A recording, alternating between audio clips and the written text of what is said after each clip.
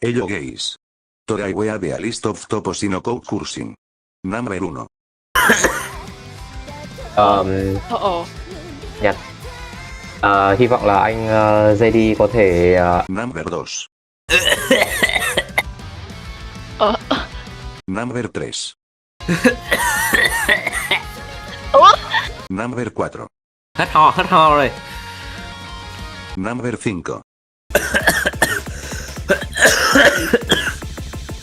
Đã làm gì đó? Đừng ho nữa. Không ho Chị nữa. bảo đừng ho nữa mà.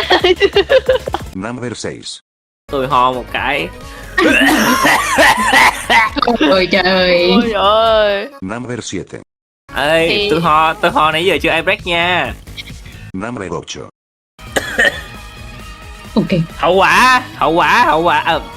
Xin lỗi Dimin. Em xin lỗi. Number 9. Chị ép ngồi xuống nè. Bro. ZVN was invited to the call. Yeah. Honorable mention. Okay. Ok. Okay.